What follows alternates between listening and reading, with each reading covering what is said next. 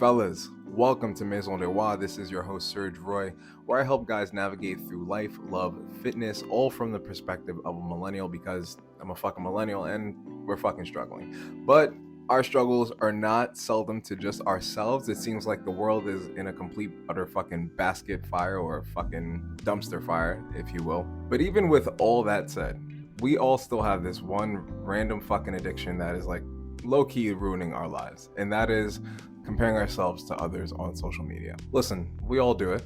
You do it, I do it.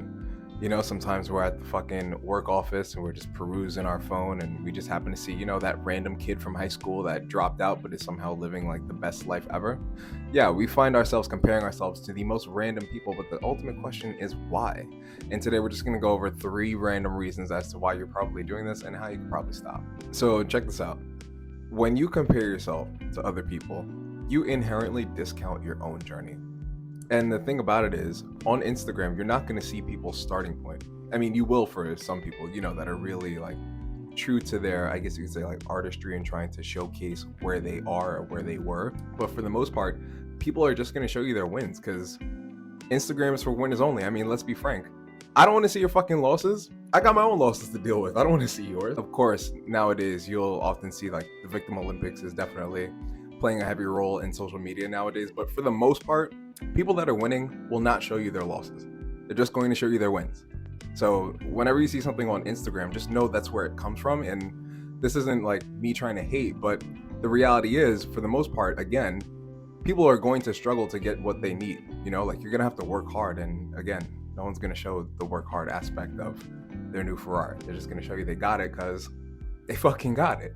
And while you're getting caught up in the Ferraris and Bentleys of Instagram, I'm pretty sure you're going to get caught up in the models of Instagram too. And I'm almost willing to go as far as to say that you probably have a feed full of Instagram models right now. In fact, if you do, you got to do me a favor, hit a like, share, and subscribe. Spread the word if you think I'm dropping some fire content, because fellas, I'm doing this for y'all. I'm doing this for us because we matter. The Instagram models will get you caught up. And in fact, it'll probably end up fucking up your dating life.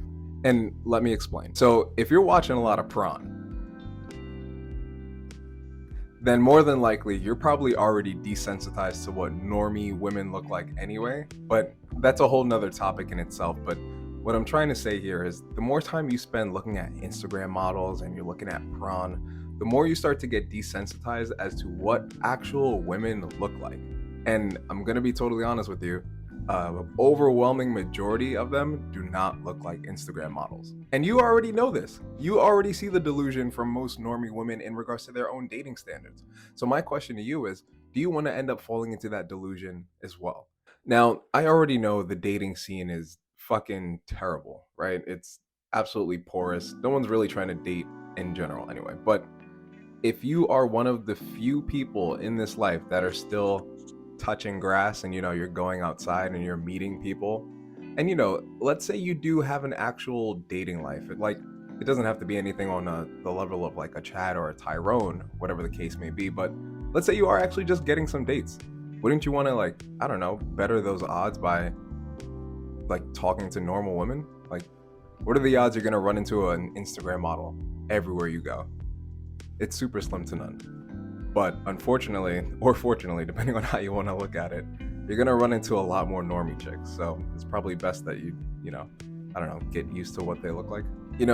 All in all, I do have to say, in the defense of our worst selves, the person that spends a majority of their time fucking comparing themselves to people on Instagram, I do have to say that probably stems from just a place of not necessarily being happy with where we are.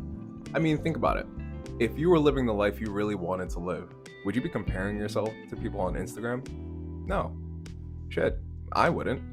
And this isn't to say that I'm not dissatisfied, but there definitely are some areas of my life where I could say, yeah, that could use some improvement. I could work on that. And I think more so, as men, we're not necessarily looking for glory, but I think we're more so looking for actualization, in the sense that we finally see all our efforts pay off and we become that person that we've always wanted to be, right? So I think it's important to remember that as men, there are some things in life that we can't ignore, quite frankly, and one of them being hard work, and we cannot skirt our responsibilities around that. So regardless of what technological advances we have nowadays, that can't stop us, and we can't be lazy in trying to pursue our endeavors and ultimately end up with not only the glory, but also the actualization that we're looking for. So I say all that to say, stop wasting so much fucking time comparing yourself to people on Instagram. Most of that shit is fake anyway. Most of the people are just gonna post their wins.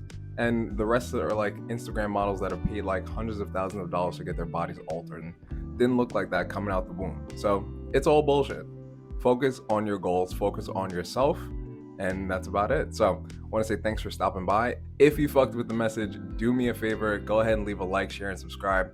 We're on the road to 100 subscribers. Look, I'm not even asking for 1,000 subs. I'm just asking for 100. So do me a favor. If you're not already subscribed, go ahead and leave a subscribe. And if you like the videos, feel free to take a look at the next one. Peace.